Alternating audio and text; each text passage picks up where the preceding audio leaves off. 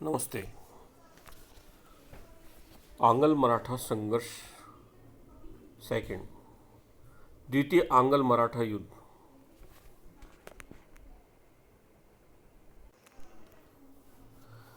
हमने इससे पहले के टॉपिक में प्रथम आंग्ल मराठा युद्ध का अध्ययन किया था।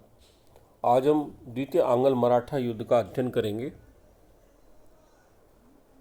प्रथम आंग्ल मराठा युद्ध के बाद की जो परिस्थिति थी वह निम्न प्रकार से थी। प्रथम आंग्ल मराठा युद्ध में मराठों का पलड़ा भारी रहा। 1784 में ईस्ट इंडिया एक्ट इंग्लैंड में पारित हुआ और इससे कंपनी ने देशी रियासतों के प्रति हस्तक्षेप की नीति का पालन किया। प्रथम आंग्ल मराठा युद्ध का अंत सालबाई की संधि से हुआ। 17 मई 1782 के साथ प्रथम आंग्ल मराठा युद्ध का अंत हुआ और सालबाई की संधि के 20 वर्षों बाद तक शांति रही। वॉरेन हेस्टिंग्स का कार्यकाल 1772-1785 रहा। मैकफर्सन का कार्यकाल 1785 से 86, कॉर्नवालिस का कार्यकाल 1786 से 93, सर जॉन शॉर का कार्यकाल 1793 से 1798। द्वितीय आंग्ल मराठा युद्ध और लॉर्ड वेलेस्ली गवर्नर जनरल बनकर भारत आया 1798 में और 1805 अगस्त 1805 तक वह गवर्नर जनरल रहा। तत्कालीन परिस्थितियां निम्न प्रकार से रही। महादजी सिंधिया की शक्ति काफ़ी बड़ी। नाना फडणवीस ने मराठों का प्रभाव उत्तर भारत में फैलाया। पेशवा माधवराव द्वितीय के काल 1773 से 1795 में नाना फडणवीस मराठा संघ का सर्वेसर्वा बन गया। मराठों में आपसी संघर्ष हुआ।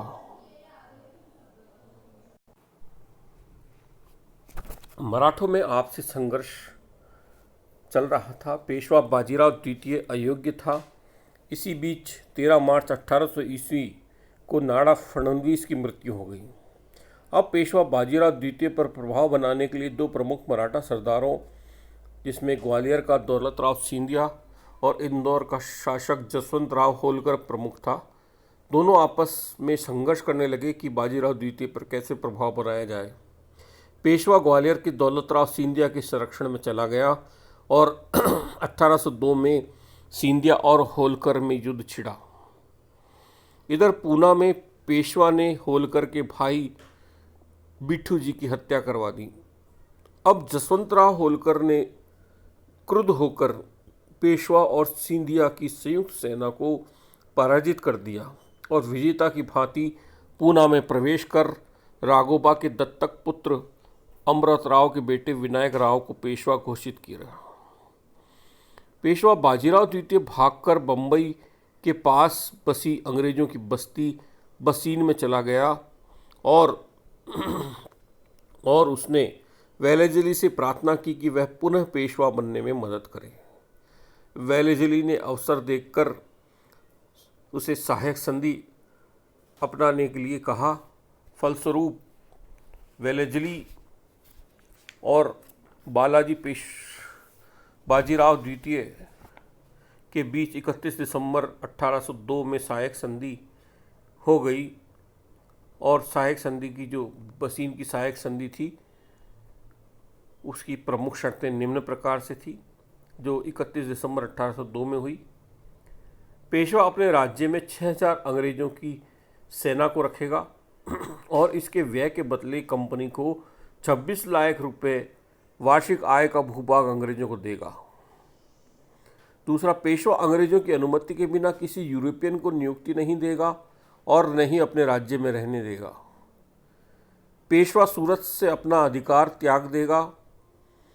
पेशवा के निज़ाम और गायकवाड़ से जो झगड़े हैं उनको निपटाने में कंपनी मदद करेगी या कंपनी इस पर कार्य करेगी।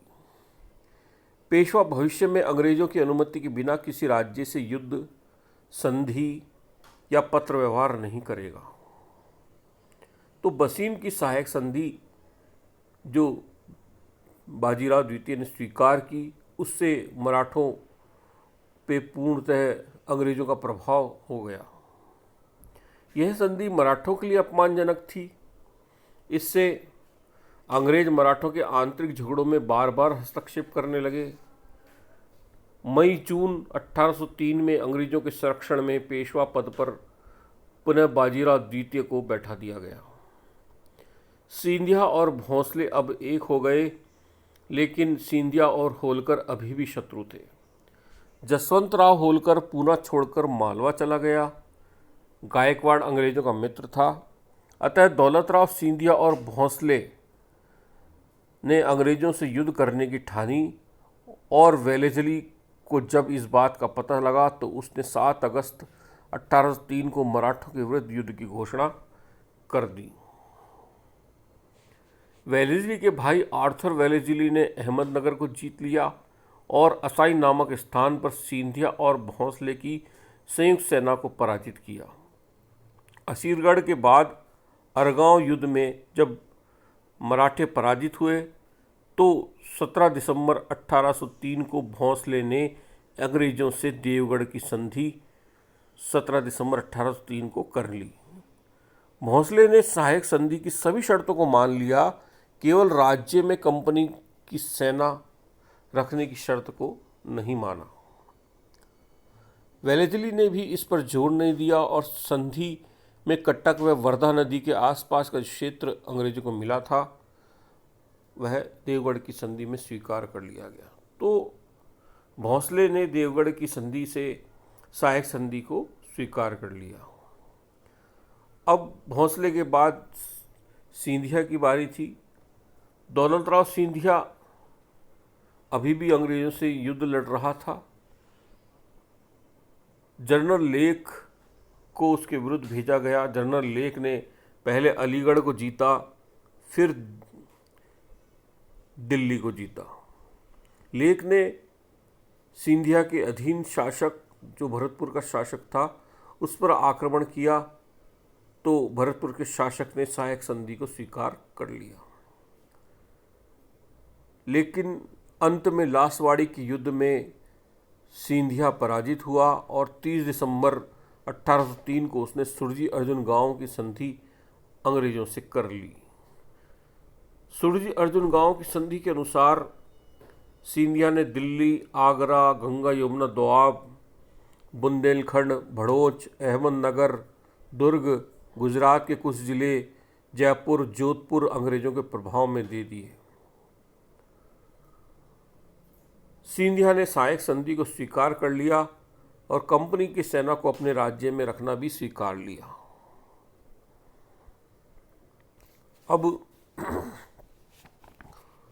सिंधिया और भोंसले दोनों ने 1802 की बेसीन की संधि को मान्यता दे दी। होलकर से युद्ध। अब जसवंतराव होलकर जो इंदौर का शासक था, अप्रैल 1804 में अंग्रेजों से संघर्षरत हो गया। होलकर ने कोटा के निकट मुकंदरा दर्रे के युद्ध में कर्नल मॉनसन को हरा दिया। मॉनसन आगरा लौटा। होलकर ने भरतपुर के शासक को संधि कर अपनी ओर मिलाया। होलकर ने दिल्ली का असफल घेरा डाला। इधर अंग्रेजों ने उसकी राजधानी इंदौर पर जनरल मूरे को अधिकार करने भेजा। जनरल मूरे ने इंदौर को जीत लिया। अब होलकर दिल्ली घेरे को छोड़कर इंदौर की ओर आया, लेकिन रास्ते में अंग्रेजों से डीग में युद्ध हुआ। यह डीग का युद्ध निर्णायक युद्ध था। इसके बाद होलकर फर्रुखाबाद में पराजित होकर पंजाब की ओर भाग गया।